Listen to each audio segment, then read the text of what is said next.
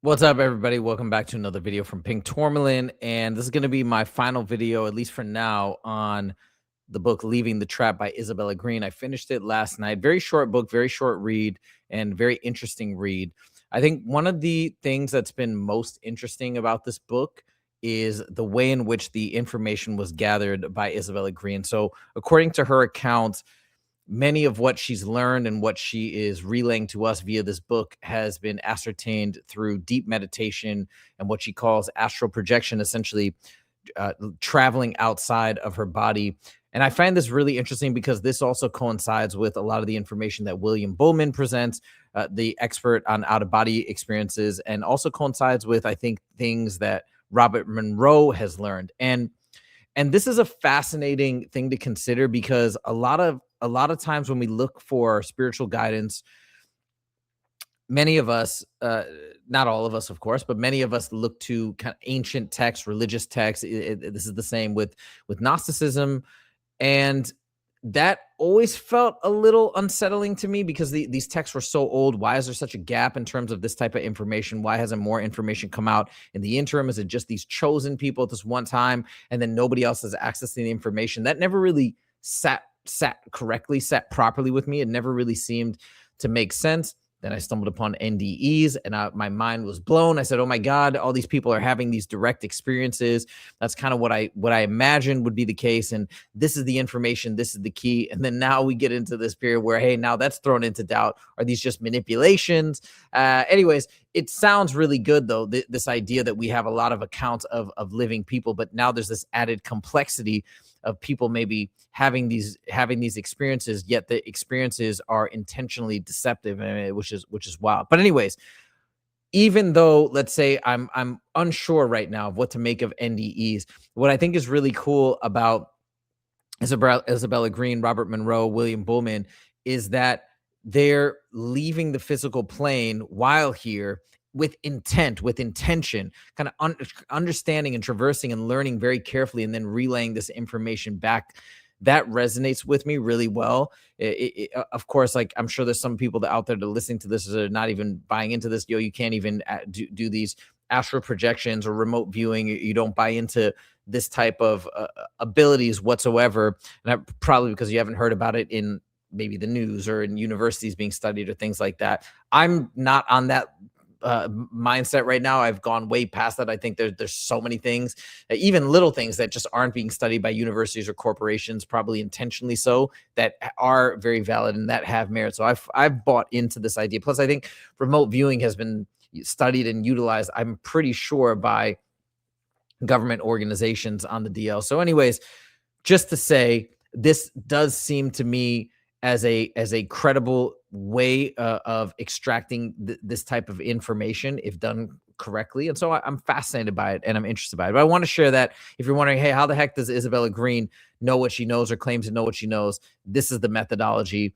and you judge for yourself. But all right, let's get into the mix now. As we close out this segment on Leaving the Trap, there's a couple of excerpts that I wanted to share, and I've organized them by topic. So we're going to go through these step by step. First, one thing which is really cool is she describes what's called the upper astral plane. And the upper astral plane is basically, when you listen to most NDE accounts and they describe this beautiful place, this amazing landscape, like incredible buildings, almost like landscapes similar to Earth. This is what she's calling the upper astral plane. And I think a lot of souls, when they enter this area, they think this is heaven, this is all that there is, and this is kind of what's been described a lot of times in these religious texts. But what she's saying, what William Bowman is saying, what a lot of these other folks are saying, is that this is just a small little piece. I think William Bowman says we leave our bodies and we go this far into all the dimensions of reality, whereas, like, it's a massive multi-dimensional landscape that we don't even get to go beyond, because we kind of stop here. We get convinced to reincarnate, come back to Earth, and that's all we know. And then we kind of get back into this game over and over. So this is that plane that she's describing that most people go to initially after we leave this planet. So she says, does the whole reincarnation cycle game take place in the upper astral realm? Is this where souls go during near-death experiences between Earth incarnations? Based on everything I presently know and shared with you so far, I would suggest that it is exactly so. In my understanding, the upper astral is the realm we could categorize as being something around the fourth dimension, something between 4D and 4.9D, so just under five dimensions, fifth dimension, excuse me. In consciousness development, this realm was below the fifth dimension. It has everything to do with Earth's reality as we presently know it, and the reality of other planets and worlds on the same or similar level of consciousness development as Earth. So not, I guess, being able to go beyond this realm. We're still sort of enmeshed with the physical universe and planets and so on and so forth in that realm. And I wonder what she mentioned something. I might be in the next excerpt, but she mentioned something as there being like a ceiling or a bubble, something that you can't pass. And I wonder, is that because of some inability or consciousness isn't at the right level, or maybe it is, but we're convinced that it's not, and hence we stay back. So, anyways, now this is the next section I want to share is, if you're wondering, so how do we get fooled? How do we, if this is indeed a trap, right? Just trying to stay open-minded here. And like I said, I haven't made up my mind one way or the other, but if we buy into this narrative and this is indeed a trap, the question is, how do they get you to stay? Because this is the thing that really bothered me at the beginning. I'm like, well, wait a minute. Once we're pure consciousness, I think our ability to discern the truth should be near perfect, or at least I would imagine. And that's what it seems like. You hear the accounts and it's like information is transferred telepathically, almost instantaneously. So that didn't seem to make sense to me. And it was also quite unpleasant to think that we could be manipulated outside of the body. You know, we get manipulated all the time on this planet, but I thought those games would be over. But apparently, according to her account, they are not over. And so this is what she says. She said, beautiful visitations with loved ones who are passed on are possible in this layer of the astral plane. This is probably what a lot of folks in NDEs recount when they talk about seeing their loved ones and so on. It is not uncommon for this realm spirits and in the environment to have transparency and glow in beautiful colors, as is discussed in Journey of Souls. Sounds and voices are rather angelic, and the feeling of love overtakes our senses. I heard this many times as well from many NDEs. And the music of the spheres could often be perceived as if gently coming from all directions. I've heard that as well from many NDE accounts as well, that you hear like everything has a sound and a vibration, and it's like the most beautiful music, but it's like scapes of music. You know, it's not songs that we're accustomed to, but it just stretches into infinity. I mean, it sounds incredible. And then she says, as enticing and beautiful as this layer appears, it has relatively a solid border, a ceiling that holds one's astral body within that realm, not allowing that body to get out. So we're kind of, I guess, contained or trapped within this layer. Although visuals for each individual might vary depending on what they expect to see in heaven or in the afterlife, my theory is that this is where most souls land after going through the proverbial tunnel of white light. By the way, she's talking about the visuals. I think what she means is who you're greeted with.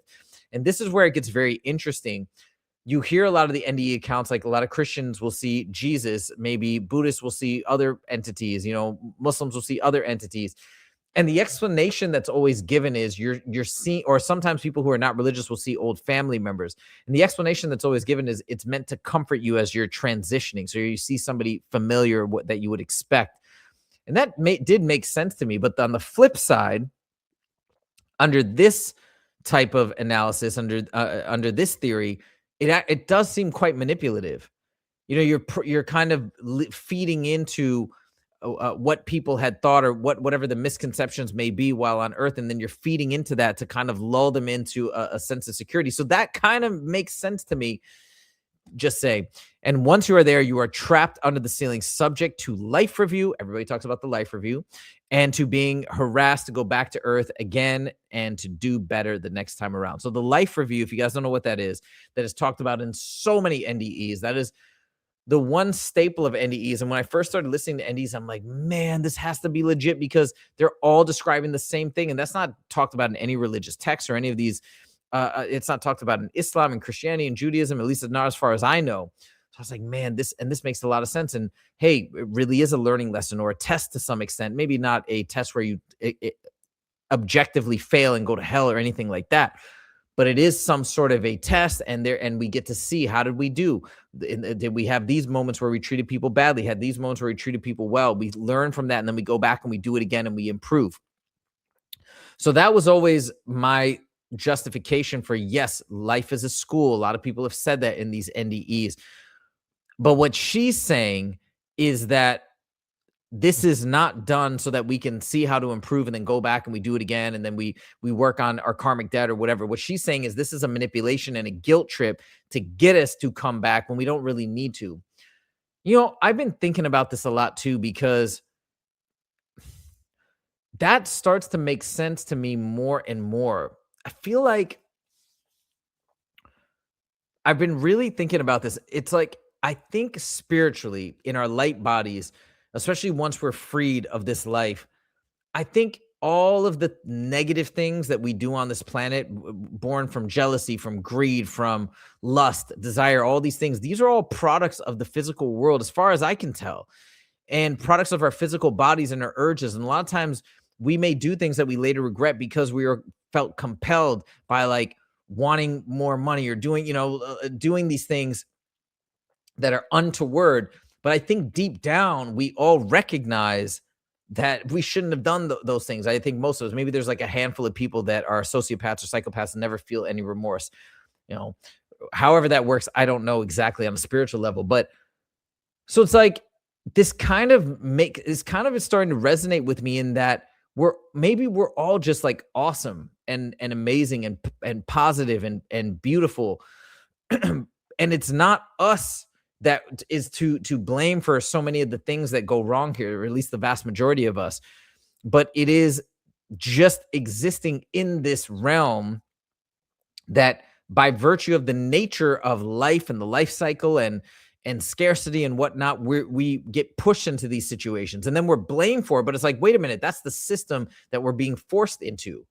So like, it doesn't necessarily maybe mean our spirit or our soul or our energy is necessarily negative or bad and needs any fixing. It's a product of being here. You know what I mean? That's a thought that I've been having a lot lately, and thinking as well. If we buy into some of these other narratives that she's saying, or that even the Gnostics say, that we're divine sparks, that we're just pure connections to the ultimate creator and source of all things, like that kind of makes sense. Like maybe it is a bit of a trick. Like we're put into a situation set up to fail, and then we're blamed for it, but it's not really an issue with our spiritual energy or vibration or anything like that. I don't know. So it's starting to kind of resonate with me, I think. But like I said, I have a lot more to investigate and think about. Just wanted to throw that out there. Please let me know in the comments your thoughts as well on that idea, that thought process. Okay, now we get to the good stuff. If you are starting to get nervous, like I first did, that when you face this reality that like maybe there's some legitimacy to this idea and we're trapped, and you're like, man, that's such a daunting thing to get to that level when we leave our bodies and we're pure consciousness. And now we have to worry if we're being manipulated at that point, especially when everything looks so amazing and we're supposed to be trusting of all these entities that are just feeding us this love energy.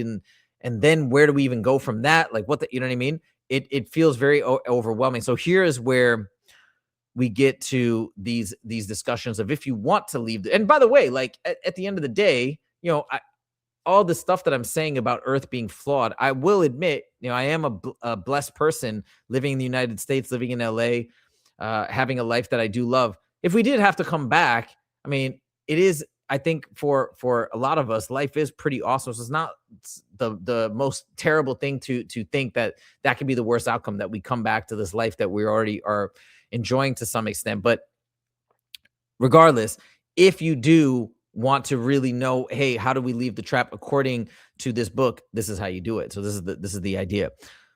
How to leave the trap. Know the very core of your being that these are just the tactics to keep you in the cycle, but don't buy into any of it. Doing the inner healing work while still alive would greatly increase your chances of being immune to the handler's tactics. Own your choices here and now.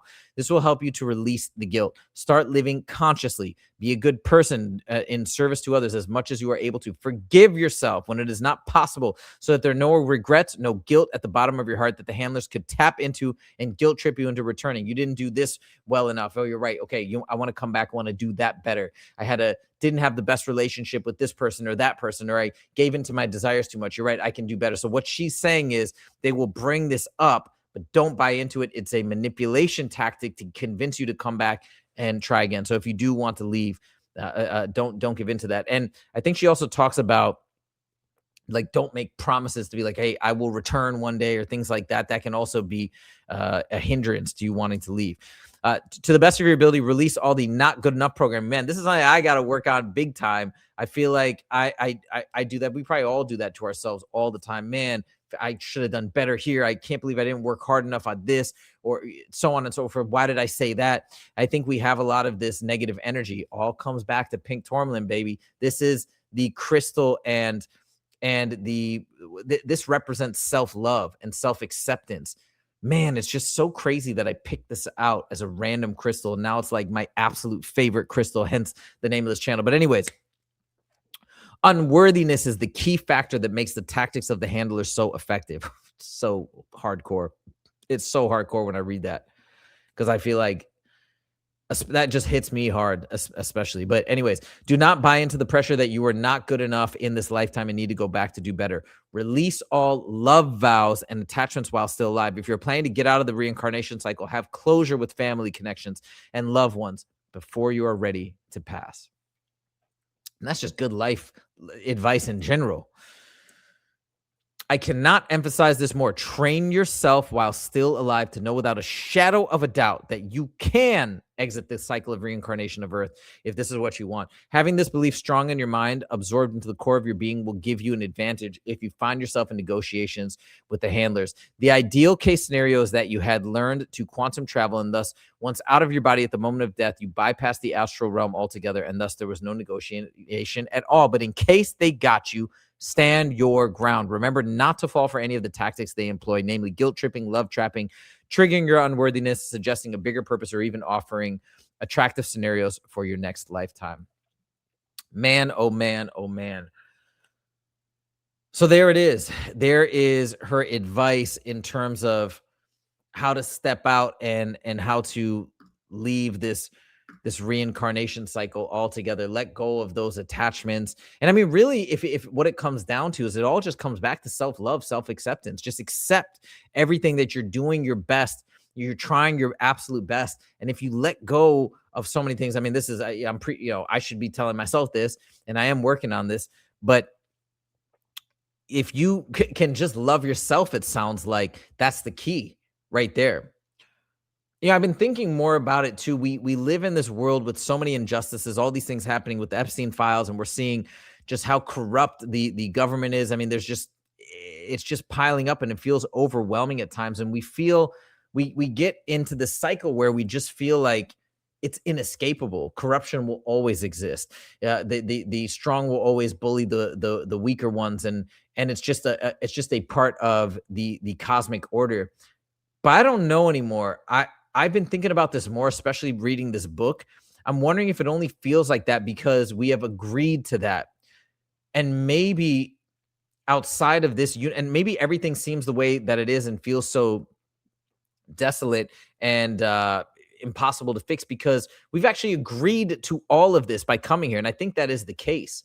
But if you don't agree to this, if you don't agree to coming back, or you enter a reality where you don't agree to this type of an existence, maybe it's impossible for you to exist. Maybe it's that simple, and that's the fix. I don't know. Again, I'm just spitballing ideas as I'm diving deeper and deeper into this. Again, let me know in the comments your thoughts on all of this stuff. The last thing I'll say is reading this book has got me so into meditating on a daily basis. You know, I had a meditation coach. I still have a meditation coach, but I had a meditation coach years ago. We were meditating twice a week, every week. And that's was my first entrance into meditation. About like 2 or 3 months in, it was blowing my mind because I don't know if this has happened to you guys, but please let me know if it has. And I was putting on a dark mask. And actually, she mentions that she does that in this book, which is really cool. But I started putting on a dark mask because I want to block out all light. And when I would start to see visions. And I was like, what the heck is this? And sometimes it would be all sorts of different things. Sometimes I would see other planets that I don't know what the heck I was seeing. I would see people and faces and crazy things like that.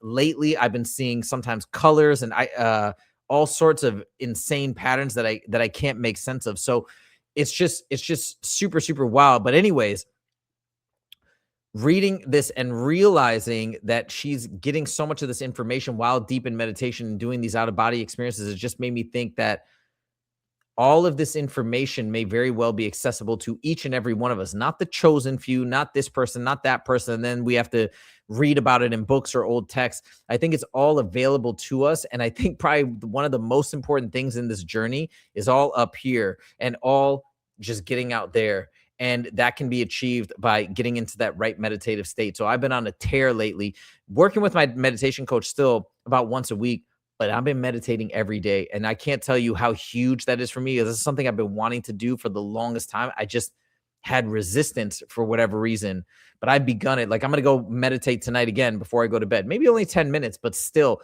the fact that I'm doing it on a daily basis, I can't tell you how accomplished I feel about that. And I really feel like that's part and parcel of this journey that I'm on. So I'm very excited about it. That's all I got for you guys today in this video. Please let me know your thoughts in the comments. And again, please make more recommendations. I keep getting comments and recommendations and for resources and different books to read. I just ordered a bunch more books. So we're going to keep reading and I'm going to keep sharing as I go through. And if you're enjoying the content, please let me know. And if there's anything else you'd like me to look at, please let me know as well. But thank you guys so much for joining. And I'll see you in the next video. Take it easy.